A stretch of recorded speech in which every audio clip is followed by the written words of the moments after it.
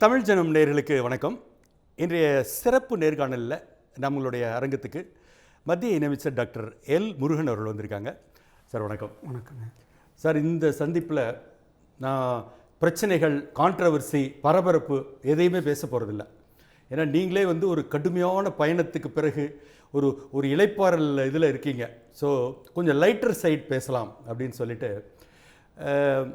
தமிழ்நாட்டில் நம்ம திடீர்னு பேசிகிட்டு இருக்காங்க, அடுத்து இவர் தான் தமிழ்நாட்டில் தலைவராக வர போகிறாரு, இல்லை இவர் தான் பாஜக தலைவராக வர போகிறாரு, இப்படி எல்லாம் யூகங்கள் ஓடிட்டு இருக்கும்போது திடீர்னு டாக்டர் எல் முருகன் அப்படின்னு ஒருத்தர் தலைவராகிறார், பிறகு மத்திய அமைச்சர் ஆகிறார்.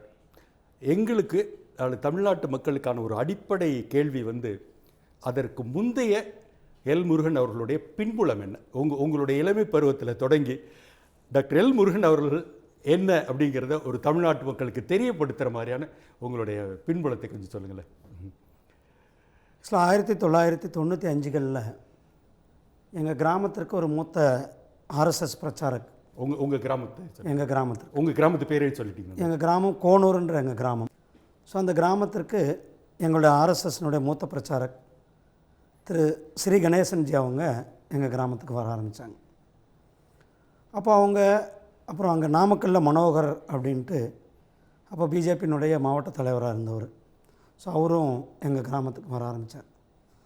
ஸோ இவங்களெல்லாம் பார்த்து நான் அப்போ ஸ்கூல் படிச்சுக்கிட்டு இருக்கிறேன், +2 படிச்சுக்கிட்டு இருக்கேன் அங்கே உங்கள் கிராமத்தில், எங்கள் கிராமத்துலேருந்தே.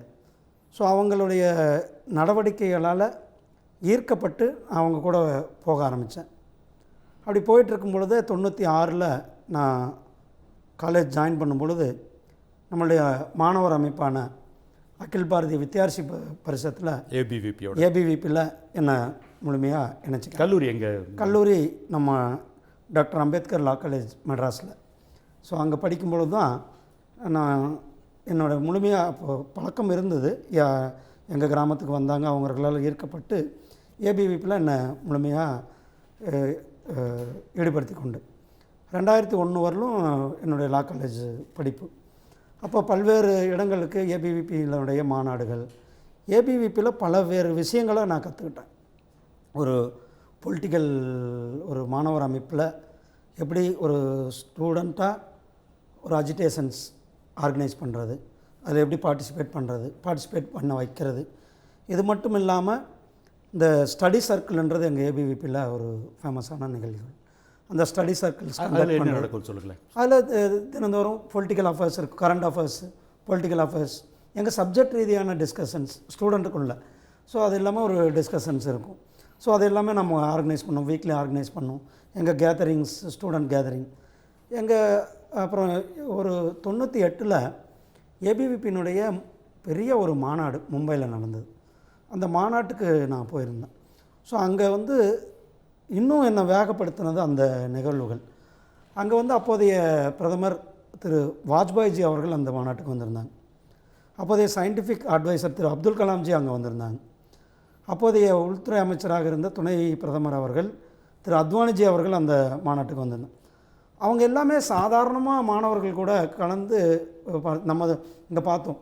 திராவிடர் அரசியலில் ஒரு கவுன்சிலரு எந்த ஒரு பெரிய ஒரு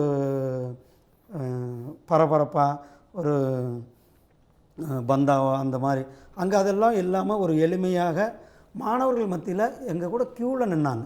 அந்த சாப்பாடு இதெல்லாம் எடுக்கும் பொழுது அப்துல் கலாம்ஜியும் எல்கே அத்வானிஜி நாங்கள் எல்லாம் நிற்கும்போது அவங்களும். ஸோ இதெல்லாமே எங்களை என்னை இன்னும் ஒரு பிரதமர், ஒரு துணை பிரதமர், ஒரு சயின்டிஃபிக் அட்வைசர் ஒரு சாதாரண நம்ம மாணவர்கள் நம்ம கூட சமமாக இருந்து பேசுகிறாங்க, சாப்பிட்றாங்க அப்படின்றது எல்லாமே எங்களை பெரிய அளவில் இன்னும் என்னை அதில் அந்த அமைப்பு மேலே உள்ள ஈர்த்தது.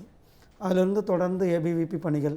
அப்புறம் 2001 என்னுடைய வழக்கறிஞர் என்ரோல்மெண்ட் பண்ணிவிட்டு அப்புறம் தர்மரட்சண சமிதின்ட்டு கிராமங்களில் மதமாற்றத்தை தடுப்பதற்காக ஒரு பெரிய அமைப்பு, அதில் கொஞ்ச நாள் பணியாற்றி, ஆர்எஸ்எஸோடைய அமைப்பு, அதில் பணியாற்றிகிட்டு இருந்தேன்.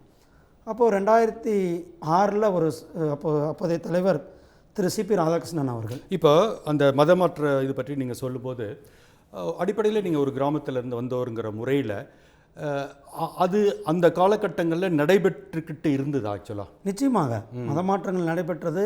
சன்னியாசிகள் வந்து குறிப்பாக பட்டியலின மக்களுக்கு இருக்கிற பகுதிகளுக்கு நாங்கள் கூட்டிகிட்டு போனோம். அந்த தர்மரட்சண சமிதி மூலியமாக சன்னியாசிகள் வந்து ஒவ்வொரு பெரிய காஞ்சி சங்கராச்சாரியார் இது மாதிரி பெரிய பெரிய சாமியார்கள் எல்லாமே காலனி பகுதிகளுக்கு என்ன செய்வாங்க, அவங்க வந்து என்ன விசிட் பண்ணி காலனியில் மக்கள்கிட்ட சந்திக்கிறது, மக்கள்கிட்ட பேசுறது, அவங்க கூட தங்குறது, அந்த மாதிரி ஒரு பெரிய ஒரு நிகழ்ச்சி தமிழ்நாடு முழுவதுமே ஆர்எஸ்எஸ்ஸால் தர்மரட்ச சமிதியால் ஆரம்பிக்கப்பட்டு அங்கே நடத்தி கொண்டிருந்தது. அப்போது அதில் நான் முழுமையாக பங்கெடுத்து அதில் ஒர்க் பண்ணிகிட்டு இருந்தோம். அப்போ அதே நேரத்தில் இது வழக்கறிஞராகவும் இருந்துட்டு இதை வழக்கறிஞராகவும் இருந்துட்டு சென்னை ஹைகோர்ட்டில் வழக்கறிஞராகவும் இருந்துட்டு இது என்னுடைய பணியும் ஏபிவிபி பணியும் ஆர்எஸ்எஸ் பணி தர்மரட்சண சமிதியில் இந்த வேலைகள்லாம் நாங்கள் செஞ்சு கொண்டே இருக்கும் பொழுது 2006 அப்போதைய பிஜேபியினுடைய மாநில தலைவர் திரு சிபி ராதாகிருஷ்ணன் அவர்கள் எல்லா இடங்கள்லையும் போட்டி போடணும் அப்படின்ட்டு பிஜேபி வந்து வேட்பாளர்கள் நிறுத்தணும் அப்படின்ட்டு முடிவு பண்ணுறாங்க சட்டசபை தேர்தலில். அப்போது நாமக்கல் சட்டசபைக்கு நான் சொன்னேன் ஏற்கனவே அப்போதைய அது வந்து ரிசர்வ் தொகுதி, அப்போது நாமக்கல் சட்டமன்ற தொகுதி. அப்போது ரிசர்வ் தொகுதிங்கும்போது அப்போது ஏன் நம்ம முருகன்ஜி நீங்களே நிற்கலாமே, அப்போது மனோர்ஜி அப்போ அவர் கேட்குறாரு, மனோகரன்றவர் நாமக்கல் மாவட்டத்தினுடைய தலைவராக இருக்கிறார். அப்போ நீங்களே நிற்கலாமா அப்படின்னாரு. அப்போது சரிங்கஜி நீங்கள் கட்சி என்ன சொன்னதோ நான் ஓகே. அப்போது அந்த சட்டசபை தேர்தலில் அப்போ நாமக்கலுக்கு வேற ஒருத்தரை கொடுத்ததுனால என்ன பக்கத்தில் சங்ககிரி சட்டமன்றத்துக்கு நிறுத்தினாங்க. அது ஒரு ரிசர்வ் தொகுதி. அப்போ தான் சங்ககிரியில் இப்போதைய விபி துரைசாமி அவர்கள் அங்கே ஜெயிக்கிறாரு. அந்த தொகுதியில் நான் அவரை எதிர்த்து அவர் டிஎம்கேல இருக்கார், நான் ஏடிஎம். இந்த சங்ககிரி தேர்தல் ஒரு வித்தியாசமான தேர்தல். ஏன்னா சொல்லுங்களேன், அந்த 4 வேட்பாளரும் இன்றைக்கி பிஜேபியில் இருக்கும். நான் பிஜேபியில் மற்ற 2 பேரும் சொல்கிறேன். ஏடிஎம்கேனுடைய வேட்பாளர் சாந்தாமணியன் அவங்க இப்போ பிஜேபியுடைய மாவட்ட துணைத் தலைவராக அங்கே வேலை செய்கிறாங்க. டிஎம்கேயில் இருந்த அண்ணன் விபி துரைசாமி அவர்கள் அவரும் இன்றைக்கு நம்ம கட்சியினுடைய மாநில துணைத் தலைவராக சீனியர் மூத்த தலைவராக நம்ம கட்சியில் இருக்கார். அதே மாதிரி தேமுதிக அப்போ ஒரு நல்ல அமைப்பாக அந்த தேமுதிகவினுடைய வேட்பாளர் ஈஸ்வரன் அவரும் இன்றைக்கு நம்மளுடைய மாவட்டத்தினுடைய துணைத் தலைவராக வேலை செய்து கொண்டிருக்கிறார். அப்போ நானும் அந்த மொத்தம் 4 பேரும் இன்றைக்கு பாரதிய ஜனதா கட்சியில் அந்த 2006 இருந்த பேர் அப்படியே இன்றைக்கு பாரதிய ஜனதா கட்சியில் இருக்கிறோம். அதனால தான் அந்த தேர்தலில் ஒரு சிறப்பு வாய்ந்த தேர்தல், வித்தியாசமான தேர்தல். இன்றைக்கு பாரதிய ஜனதா கட்சியில் இருக்கிறோம். இந்த சட்டக்கல்லூரி காலகட்டத்தை எடுத்துக்கும் போது பொதுவாகவே ஒரு காலகட்டத்தில் முந்தைய ஒரு 20-30 ஆண்டுகளுக்கு முன்பெல்லாம் எடுத்துக்கிட்டிங்கனாக்க சட்டக்கல்லூரி அப்படின்னாக்க திராவிட அரசியல், திராவிட சார்ந்த அமைச்சர்கள், அன்றைக்கி இருக்கிற எல்லா அமைச்சரும் பிஏபிஎல் எம்ஏபிஎல் தான் இருப்பாங்க வந்து. இப்போ நீங்கள் அந்த சூழலில் ஒரு ஏபிவிபி இயங்கும் போது உங்களுக்குள்ளமான நட்புணர்வோ விவாதங்களோ இதுவோ எப்படி இருக்கும்? அந்த காலகட்டம் நட்பும் கிடையாது, விவாதமும் கிடையாது. பெரிய த்ரெட் இருந்தது எனக்கு. பெரிய, ஏன்னா லா காலேஜ் ஹாஸ்டல் உங்களுக்கு தெரியும், லா காலேஜ் ஹாஸ்டல். லா காலேஜ் ஹாஸ்டல் எப்போ பார்த்தாலும் ஏதாவது ஒரு இஷ்யூ இருக்கும். என்னை பணி செய்ய விட மாட்டாங்க. நான் அங்கே பணி செய்ததுக்கு ஒரே காரணம் நான் பட்டியலினத்தை சேர்ந்தவன்ற இருந்த காரணத்தினால நான் வந்து அங்கே கொஞ்சம் அப்பயும் எனக்கு வந்து நீங்கள் ஏபிவிபி நிகழ்ச்சிகளுக்கு போகக்கூடாது, ஏபிவிபி மாநாடுகளுக்கு போகக்கூடாது, ஏபிவிபி நோட்டீஸஸ் கொடுக்கக்கூடாதுன்ட்டு எனக்கு த்ரெட் இருந்தது. என்னை சேர்ந்து 4-5 ஸ்டூடெண்ட் என் கூட வந்தவங்கலாம் சில நேரம் வருவாங்க. அப்போது அவங்கெல்லாம் பயந்துக்கிட்டு என்கூட வந்து பேசுவாங்க. அந்த மாதிரி நான் சூழ்நிலை இருந்தது. ஏன்னா லா காலேஜ் உங்களுக்கு நீங்களே தெரியும், அந்த நேரத்தில் அந்த லா காலேஜ் ஹாஸ்டல் வந்து அது நான் லா காலேஜ் சூழலில் வீட்டிலே என்கரேஜ் பண்ண மாட்டாங்களே, எதுக்கு உனக்கு வம்பு, நீ போன படிக்க இடத்துல ஒழுங்காக படிச்சுட்டு வர வேண்டிய இல்லை. எங்களெல்லாம் ஏன்னா எங்கள் அப்பா அம்மாலாம் கிராமத்தில் இருக்காங்க, நாங்கள் இங்கே சிட்டியில் இருக்கிறோம். ஸோ அவங்களுக்கு அந்த நேரத்துலலாம் இங்கே என்ன நடக்குதுன்றதே அவங்களுக்கு தெரியாது. எங்கள் அப்பா அம்மா, ரெண்டாவது எங்கள் அப்பா அம்மா பற்றி சொல்லணுன்னா அவங்க என்னுடைய விஷயங்களில் இன்றைக்கி கூட அவங்க வந்து நான் மந்திரியாக இருந்தால் அவங்களுக்கு ஒன்றும் கிடையாது. அவங்க வந்து விவசாயம் பண்ணால்தான். நடுவில் ஒரு பத்திரிகையில் பார்த்தேன், அப்பா வந்து மண்வெட்டி எடுத்துக்கிட்டு அவங்க இப்போ இயல்பாக அந்த வயலில் போய் செய்கிற வேலை ஒரு ஸ்டில்ஸ் போட்டு. இன்றைக்கி நீங்கள் போனால் அவங்க தோட்டத்தில் வேலை செஞ்சிட்ருப்பாங்க. எங்கள் தோட்டத்தில் எங்கள் அம்மாவும் அப்பாவும் இன்றைக்கி வேலை செஞ்சுட்டு தாங்க. மந்திரியானா அவர் மந்திரி, அவர் வேலை செய்கிறாரு. நான் என் வேலை செஞ்சால் தான் எனக்கு திருப்தின்ட்டு இன்றைக்கும் எங்கள் அப்பா அம்மா விவசாய வேலை செய்து கொண்டு தான் இருக்கிறாங்க. நீங்கள் தோட்டத்தில் வேலை செய்கிற ஈடுபாடு எந்த காலத்தில் எனக்கு இருந்தது. நான் லா காலேஜ் படித்து இருந்து வழக்கறிஞர் ஆகிற வரலுமே தோட்டத்தில் வேலை செய்கிறேன். அந்த பழக்கம், கிராமத்துக்கு போனால் தோட்டத்தில் வேலை செய்கிறேன், அந்த பழக்கமெல்லாம் இருந்தது. அதுக்கப்புறம் வழக்கறிஞரான நேரம் அப்புறம் அரசியல். அதனால் இப்பயும் போகும்போது ஏதாவது வேலைகள்லாம் செஞ்சு டைம் கிடைக்கும் போது செய்வேன். நம்மளுடைய வேறு தானே. அண்ணாமலை வேறு அது. இந்த லா காலேஜில் வந்து ஒரு பெரிய த்ரெட்டுன்னு சொன்னேன். அதையெல்லாம் நாங்கள் சந்திக்கிறதே ஒரு அங்கே வந்து நான் சொல்லக்கூடாது, இருந்தாலும் இந்த நேரத்தில் நிறைய பேர் தெரிஞ்சுக்கணுன்ற சொல்கிறேன். அங்கே வந்து மாணவர்கள் மத்தியில் எப்பயுமே ஒரு பிரச்சனை இருக்கும். எஸ்சி மாணவர்கள், பிசி மாணவர்களுக்குள்ள பிரச்சனை, எஸ்சி மாணவர்களுக்குள்ளேயே 2 எஸ்சி மாணவர்களுக்குள்ள பிரச்சனைகள். இதில் நான் தப்பிச்சது ஏபிவிபின்ற ஒரே காரணத்தில் நான் தப்பித்தேன். ஏன்னா நாங்கள் தேசிய நீரோட்டத்தில். ஆனால் ஏபிவிபிக்கு போகக்கூடாது, ஏபிவிபி வேலை செய்யக்கூடாதுன்ற பெரிய த்ரெட்டு.